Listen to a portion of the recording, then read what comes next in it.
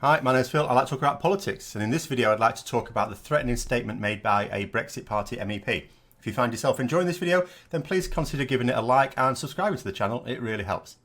So the fact that another Brexit Party MEP would do or say something outrageous is not surprising.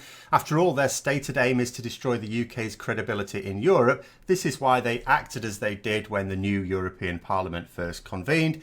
And their actions then did demonstrate that they know perfectly well what the purpose of the EU is. It was always to prevent European superpowers going to war with each other again. So what better way to try and provoke a reaction in Europe than to mirror the behaviour of the Nazi Party as it marched to power? And so it was that Nigel Farage and his band of modern-day brown shirts turned their backs on the Assembly in a mirror of the exact same act carried out by the growing Nazi Party back in 1930. And both they and their supporters still insist that they're not fascist when their policies and their methods are based exactly on the tried and tested methods of 90 years ago. But the latest outrage by UKIPper, sorry did I say that, I meant Brexit Party member, is to propose nothing less than state-sponsored murder.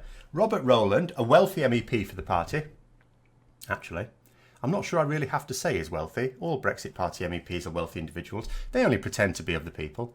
But Rowland has suggested that the Royal Navy form a task force after Brexit to sink all non-British fishing vessels. His exact words were, "We are behind all our fishermen and the restoration of sovereignty over our waters. 200 miles of exclusion zone with any foreign fishing vessel given the same treatment as the Belgrano." For those who don't know, that was the Argentine vessel sunk during the Falklands War, resulting in the loss of life for hundreds of sailors. Of course, a 200-mile exclusion zone would mean sinking boats that happen to be in the territorial waters of France, the Netherlands, Denmark, and so on. So he's basically saying that we should invade Northern Europe. Now, everyone knows nothing like this would ever come to pass. We are an island and we have a navy patrolling our waters, of course. If any vessel ever did illegally encroach, then the navy would move them along. This is normal practice and doesn't need either stating as if it's a different policy or murdering any fishermen. A Liberal Democrat MEP, Chris Davis, described the remarks as evil. But I'm mostly pleased to note that the chief executive of the National Federation of Fishermen's Organisations also said that the remarks were unhelpful, which is British diplomatic language for "will you shut that up?" Because this notion that the fishing organisations want the waters entirely for British fishermen only is a myth perpetuated by first UKIP and then the Brexit Party, Nigel Farage basically. What they really want is control of the quotas, national control of the quotas. They don't want to exclude foreign fishing vessels from British waters at all. They know that's stupid. Rowland claims he made the statement in solidarity with his colleague who claims that the Lib Dem Chris Davis acted aggressively towards her. This is despite the fact that there's a large number of witnesses, being the opening of the EU Parliament and all, and everyone was saying that it was she who was being physically aggressive toward him. No, the statement was deliberately intended to inflame anger in Europe itself.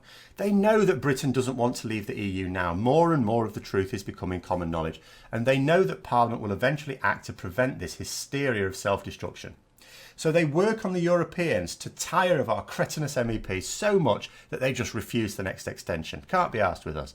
They make it seem like a price not worth paying to have Rowland, Farage and their ilk hanging around the European Parliament for the next 7 years. Though I'm not sure how effective that is, given that they are all too lazy to turn up often enough.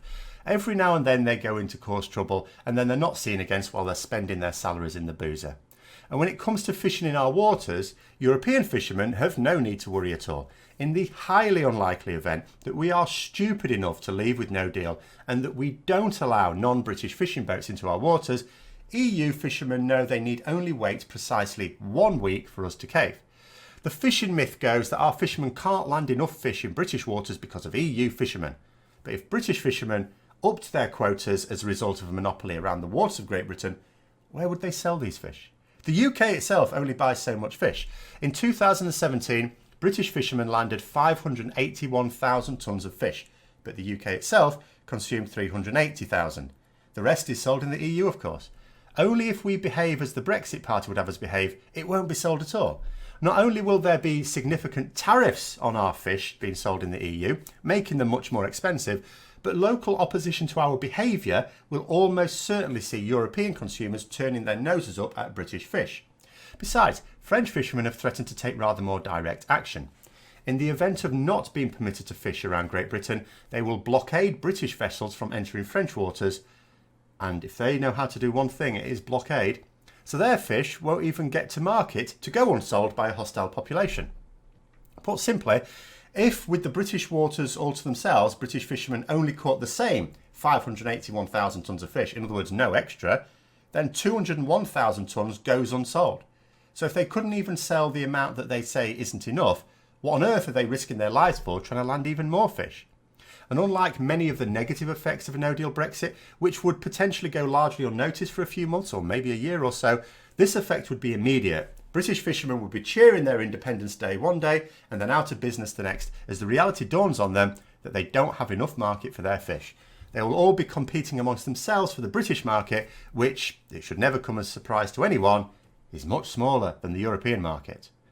So they'd be selling less fish, and what fish they can sell will have to be sold much more cheaply. Fish and chips all round, boys. I hope you found the video interesting. If you'd like to support the channel further, then please click on the Patreon link to see what exclusive content is available to patrons. And until next time, I'll see you later.